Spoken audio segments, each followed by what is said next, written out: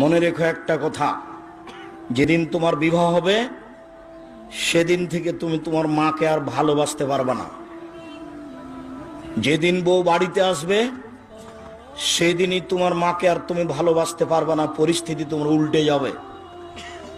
দিন যত যাবে পরিবেশ তত জটিল হবে। এক সময়ে মনে হবে এই মাটির উপরে সবচেয়ে বড় শত্রু আমার মা। আর তোমার মা যা বলে সবই উল্টা কথা বলে, উল্টা বলে, এই কথাও ঠিক। আর টাকা দিয়েছো তুমি ফল খেতে, টাকাটি তোমার মা তোমার বড় বোনকে দিয়ে পাঠিয়ে দিয়েছে। মা সেদিন যে টাকা দিলাম, ও টাকা খরচ হয়ে গেছে, কি করলেন? টাকা তোর বড় বোনকে দিয়ে দিয়েছি। আরে আমি আপনাকে ফল খেতে দিলাম, টাকা দিলাম ফল খাওয়ার জন্য, আর আপনি টাকা দিয়ে দিলেন মানে? অবাক। আপনার ছেলে আর আপনার বড় ভাইয়ের বড় বোনের ছেলে এক জায়গাতে খেতে বসেছে, তো আপনার মা বড় মাছের টুকরা আপনার বোনের ছেলের পাতায় তুলে দিয়েছে। এইটা আপনার বউ দেখেছে। এইবার রাতে, হ্যাঁ তোমার মা এরকম, তোমার মা তোমার বোনের ছেলেকে ভালোবাসে, আমি রান্না করলাম কষ্ট করে, বড় মাছের টুকরাটা তোমার বোনের ছেলেকে দিয়ে দিল, আমি এগুলো সহ্য করতে পারি না। কত কি! আপনি সন্ধ্যায় এসে দেখছেন আপনার মা বিছানে পেশাব করেছে, উঠতে পারে না, বিছান গন্ধ করছে। আপনি বলছেন, হ্যাঁ তুমি আমার মায়ের বিছানা পরিষ্কার করনি, আমার মায়ের চাদরটা ধুয়ে দাওনি। তখন আপনার বউ বলছে, তোমার মাকে তুমি দেখো, তোমার মায়ের বিছানা তুমি পরিষ্কার করো। ওই ঘরে ঢুকলে তোমার মা আমাকে অকথ্য ভাষায় গালি দেয়, আমি তোমার মাকে দেখবো মানে?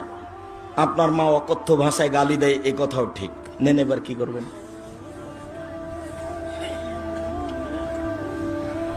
এত কিছু করার পরেও মা যে ঘরে থাকে সেই ঘরে তুমি জোরে হাঁটতে পাবা না। আমি বলিনি, আল্লাহ বলেছে।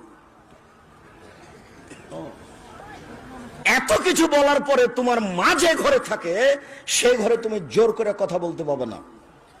ফালা তাকুল্লাহুম উফফিন ওয়ালা তানহারহুমা, এই কথা বলতে পাবে না। আল্লাহ নিষেধ করে দিয়েছেন, এটা নগদ অর্থ। ঝাঁকি দিয়ে কথা বলতে পাবে না। হ্যাঁ আপনি এই করলেন সেই করলেন, একবারে টোটালে নিষেধ, আল্লাহ বলে দিয়েছে। অকফিজ লাহুমা জানাহাজুল, হাত নিচু করে যেতে হবে।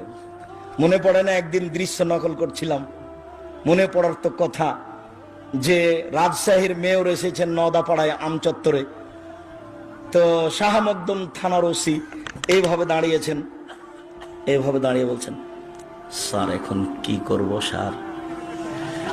আমি তো দৃশ্য দেখে অবাক হয়ে গেলাম। আমি তো পাশে বসেছিলাম সেই দিন, যেটা ব্যাপার কি, এটা তো ছিল মায়ের জন্য, এইটা কি করে মেয়র পেল? এটা তো মায়ের জন্য ছিল, কিভাবে এখানে চলে আসলো? অথচ মায়ের সামনে এভাবে যাওয়ার কথা আল্লাহ বলছে। আবার বলছেন শেষের দিকে, অকুর রব্বির হামহুমা কামা রাব্বায়ানি সগীরা, হে আল্লাহ তুমি আমার পিতা মাতাকে ওইভাবে দেখো বাল্য অবস্থায় আমাকে যেভাবে দেখেছিল, যার কারণে আপনাকে আমি সলাতের শেষে সালাম ফিরার পূর্বে একটা দোয়া পড়ার জন্য পরামর্শ দিয়েছি, মনে আছে কি? রব্বির হামহুমা কামা রাব্বায়ানি সগীরা। আর এটা যেন মনে থাকে এর জন্য কি বলেছি বলেন তো দেখি? জাযাকাল্লাহ খায়ের। 2 রাকাত সালাত আদায় করতে হবে। 2 রাকাত সালাত আদায় করে আল্লাহকে বলতে হবে, আল্লাহ তুমি আমাকে এই দোয়াটা বলার তৌফিক দান করো, আমি যেন না ভুলি। সব সময় সালাত শেষে সালাম ফিরার পূর্বে রব্বির হামহুমা কামা রাব্বায়ানি সগীরা এই দোয়া বলার জন্য আমি আল্লাহর কাছে 2 রাকাত সালাত আদায় করে সাহায্য চাওয়ার জন্য বলেছি পৃথিবীর সকল দিনী ভাই বোনকে। সম্মানিত দিনী ভাই বোন, আল্লাহর নবী বলেন, চিরদিনের জন্য মায়ের অবাধ্য চলা হারাম, চিরদিনের জন্য মায়ের অবাধ্য চলা হারাম। শোনো, আরো তোমাকে সতর্কতার সাথে বলছি, তুমি বারবার পেশাব করছো, তুমি বারবার পেশাব করছিলে বিছানে, তখন তোমার মায়ের জন্য একটা জায়েজ ছিল একটু হাসি মুখে আঘাত করা। এই অত পেশাব করিস কেন রে, এইটা তোমার জন্য জায়েজ ছিল।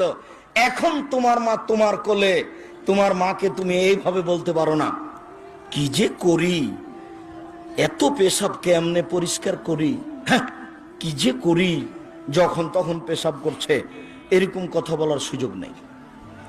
একদিন তুমি ছিলে তোমার মায়ের কোলে, এখন তোমার মা তোমার কোলে, গোসল দেওয়া বা তুমি, কাপড় পরাবা তুমি।